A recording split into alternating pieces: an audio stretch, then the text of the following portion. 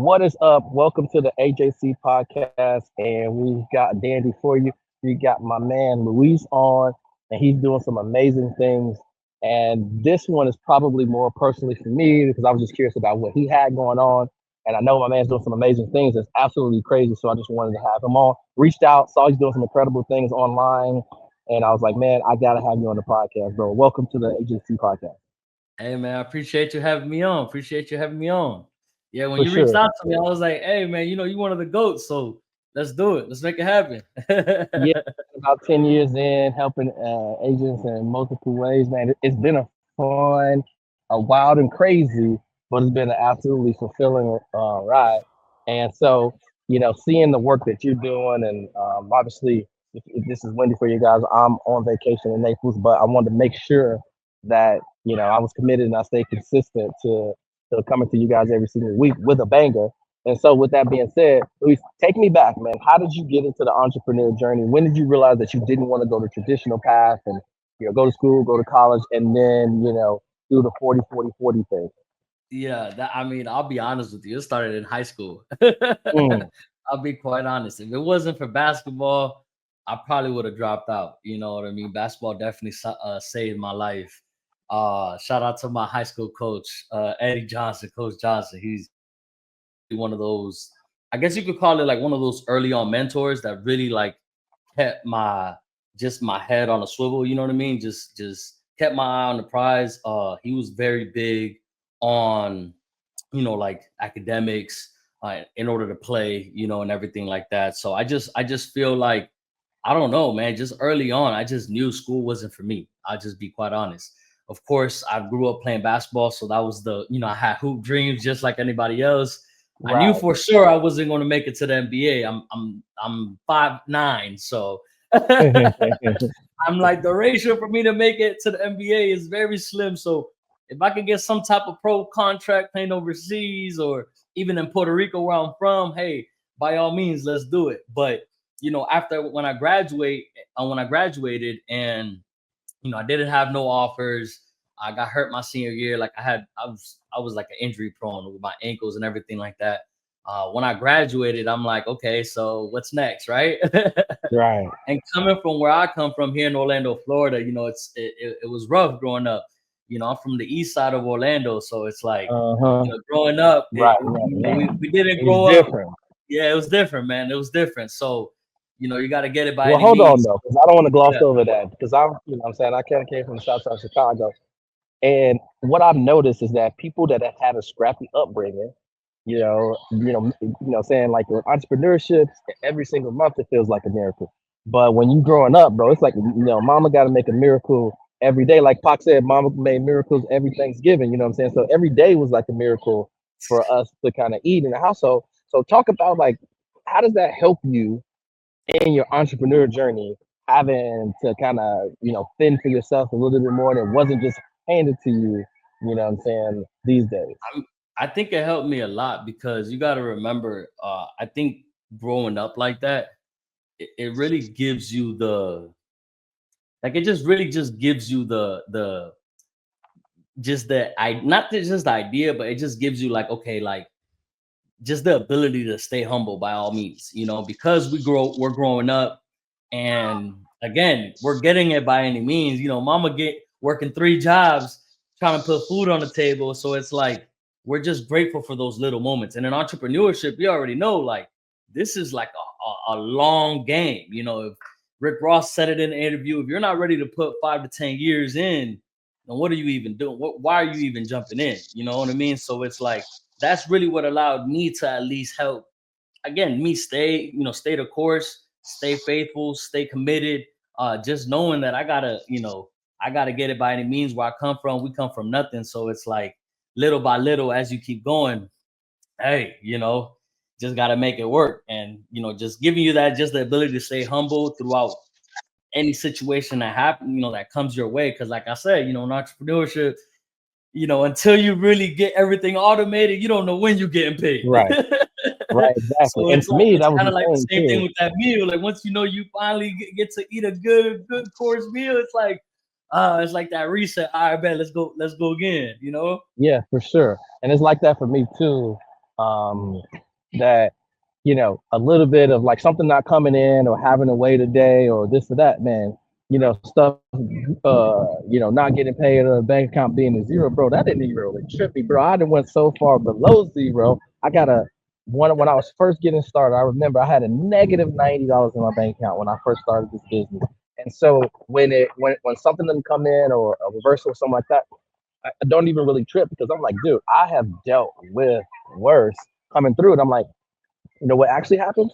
I just got to wait for another payment, or I got to go and make another sale. I got to get on the hunt instead of just sitting around, just like I would have to do with anything else. So it's really helped me to kind of take some of the emotion out of it, because what we're doing now is a lot easier than it is trying to feed 2, 3, 4 kids, tired, working 3, 4 jobs like mama did. And she made magic. So yeah, I appreciate you kind of sharing that. So in high school, you get the entrepreneur spirit, right? Like, what was like your first entrepreneur venture, right? So my first entrepreneur venture, it's just funny when I get asked this question, because it's very unique. I'll be honest. My first job straight out of high school was at Under Armour Orlando on International Drive. Um, and that's when I learned that I like sales, right? That's like, okay, sales, this is the name of the game right here, because I was in the shoe department selling shoes, and I was doing good. And right after that, around that time, I had seen one of my brothers at the time, and again, we went to high school together. When I was in ninth grade, he was already a senior, but he's again from East Side Orlando also, and I seen him. He had jumped into entrepreneurship, into network marketing, and just seeing his lifestyle change, the way how he was so positive, the way he was just making moves, surrounding himself with you know uh 6-figure earners, and just like-minded individuals that was just trying to make it happen. I'm like, yo, it rung the bell. I'm like, yo, what's that? Like, what's going on? Like, put me on. Like, I'm ready. I'm ready. You know what I'm saying? Like, I don't want to go into the same thing, like just follow the footsteps of the people before us, from where we come from. So I'm like, what? Like, let's make it happen. And that's when I jumped into the network marketing industry. And around that time, the name of the company was called Wake Up Now. So funny backstory, around that time, like when I first had my first entrepreneurship moment, when I finally like tapped into that power within myself, and I Yes. was wired, bro. Like, I was wired. Like, that's when the dream of becoming a professional basketball player got birthed again. That's Yeah. where the name Striver got birthed, where Yeah. I'm like, okay, like, it's time to strive for what I believe in, and that's to become a professional basketball player. Because around that time, again, even after high school, I would get together with all of my homies that played basketball, that went, either overseas or went to college. And then in the summer, they'll come back and we'll all play together, here at home. And I remember one time at the gym, this one guy had came in, and he was sharing how he just got his first pro contract, and he was 29 Mm. years old. I was like, wait a second. I thought I had to go to college.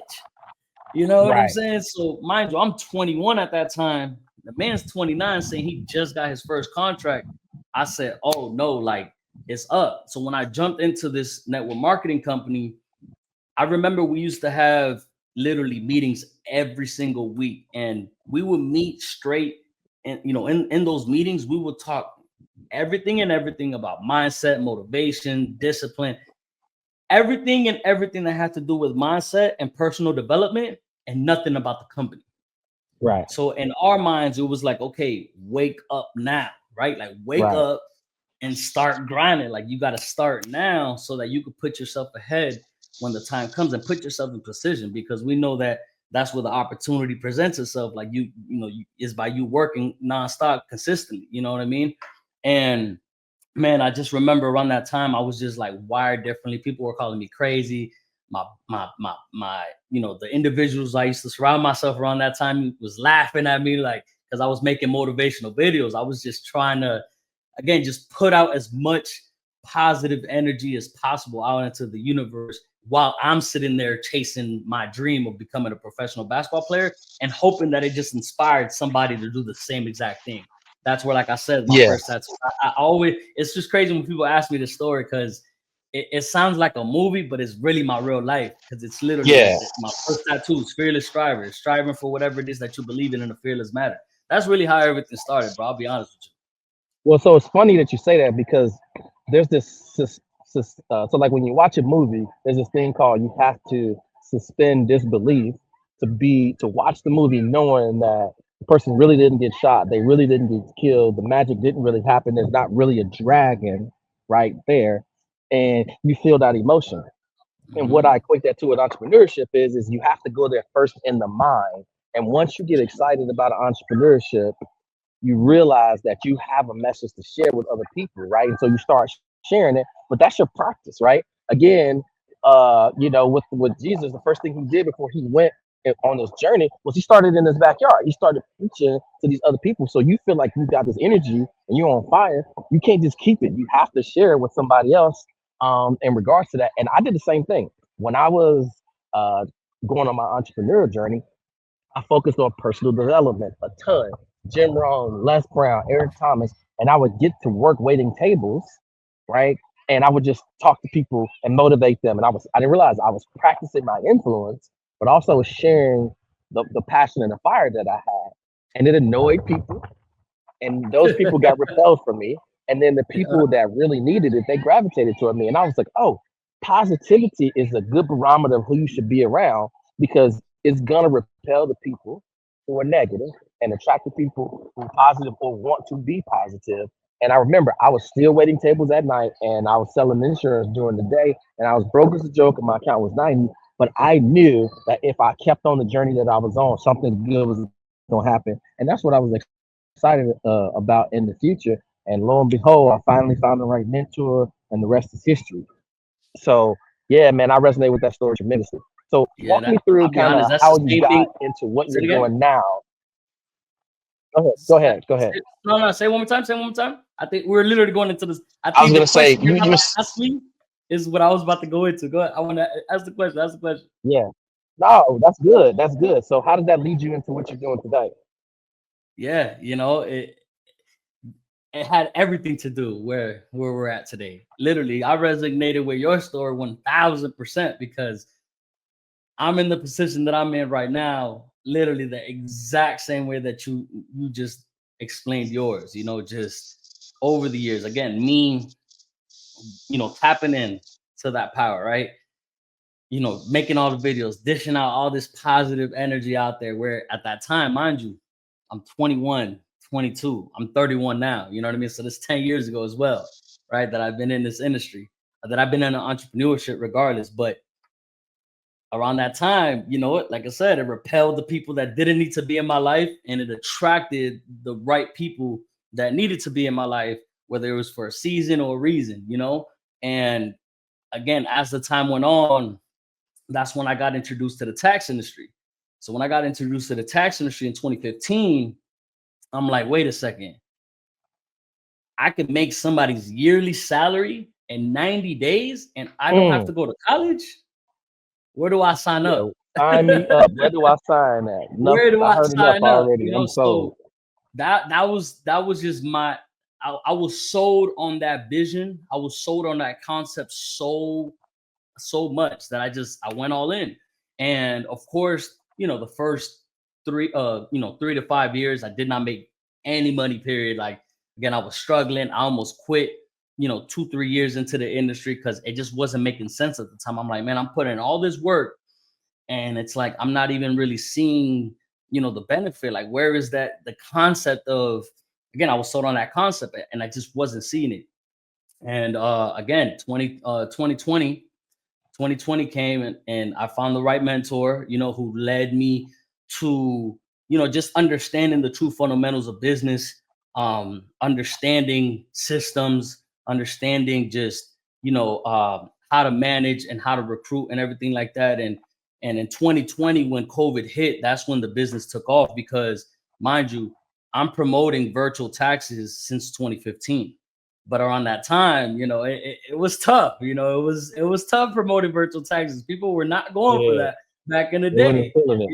They were not. But when COVID hit, they had no choice. You know, they're like, Right. wait a second, I can't leave, you know? So when people realize that, oh, wait, I can still do my taxes from the comfort of my own home. And then, you know, again, we're already promoting that. We've been already promoting that. That's when the business started taking off. And then again, since 2020 is, you know, it's been up since then, where we've been blessed and fortunate to, you know, just be able to be at the level that we're at, where we're, you know, we reach that 6-figure level, you know, on a season, on a 90-day basis. Where again, back in the day when I first jumped into entrepreneurship, and I used to go to all of these networking events and seeing all the 6 and 7-figure earners on stage, and I'm like, man, I can't wait to, you know, be able to say that, you know, not just the dream goal of becoming a 6-figure earner, whatever the case may be. And I'll say this, you know, when I finally got there, I realized that it was never more so about the money, but everything that had to do with the journey along the process. You know, just the Man, person talk who I to him. became, just the person who I became along the process, going through all those trials and tribulations, being able to accept the reality that not everything's going to go the way that you planned. You know what I mean? And at the same time, being consistent. That's honestly the name of the game. Never giving up. I literally got it tatted on me. That was the hardest,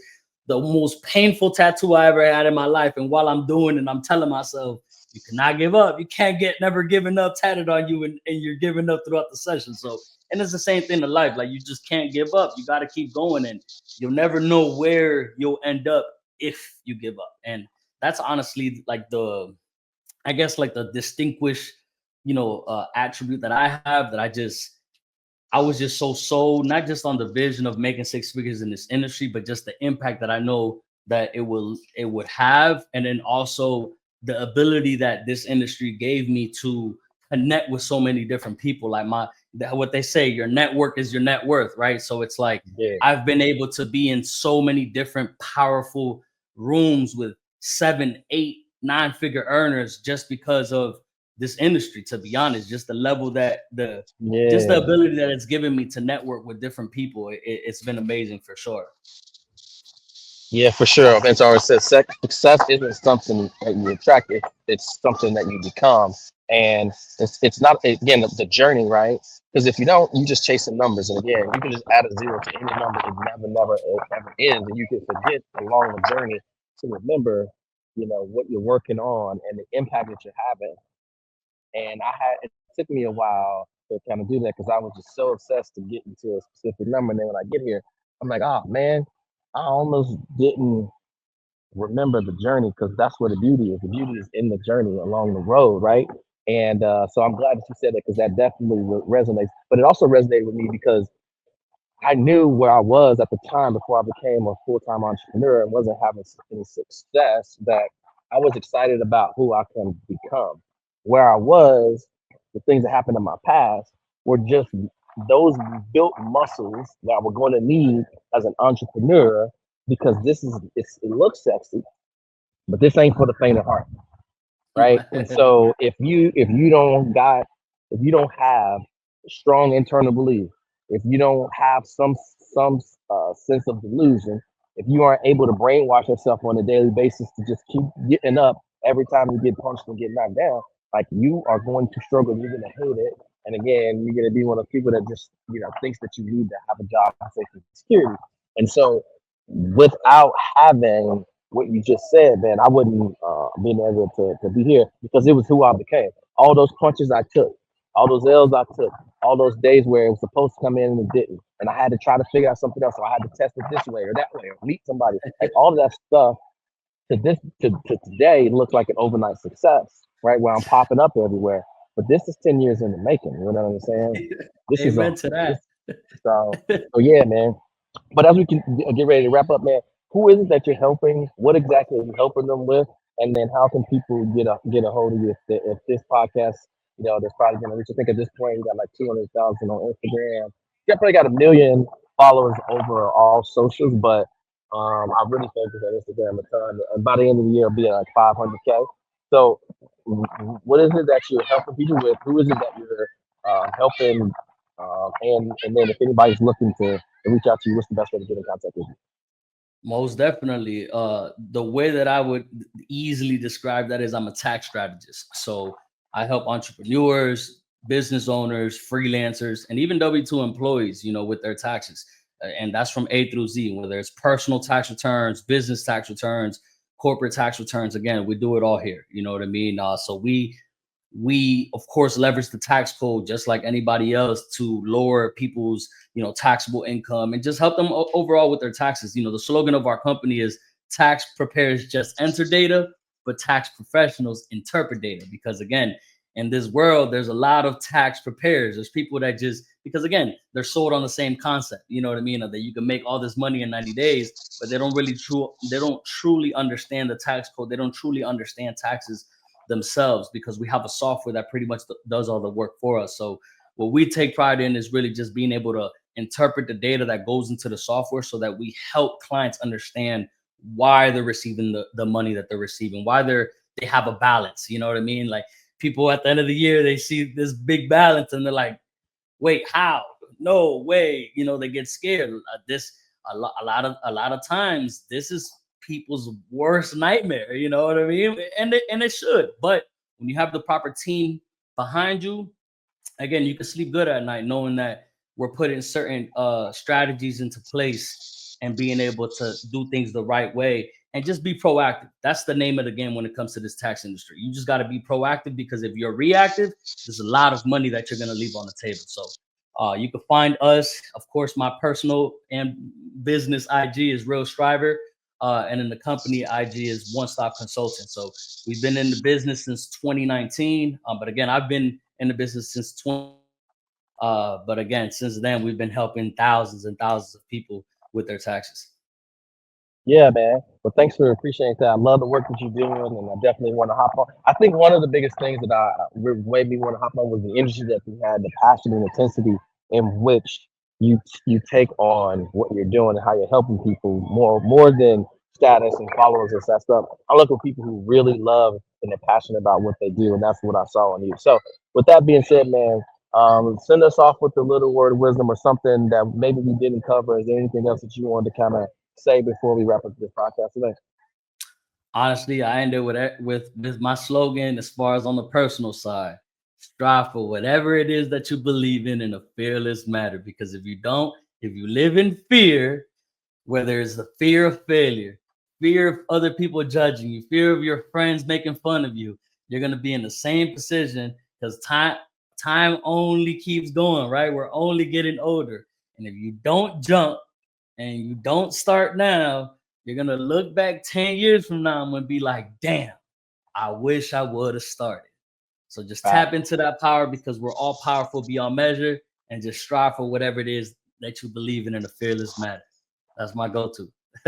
Bro, that's such big facts, bro. And I love that, because whatever it is, I'm diving in head first. Come here, man.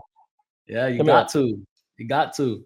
There's a lot of dream killers out here, It is, but time kills all dreams, and time kills all deals. So with that being said, thanks for being on the AJC podcast. We'll see y'all around. I appreciate you having me on. Yes, sir. Bless up. For sure. Peace.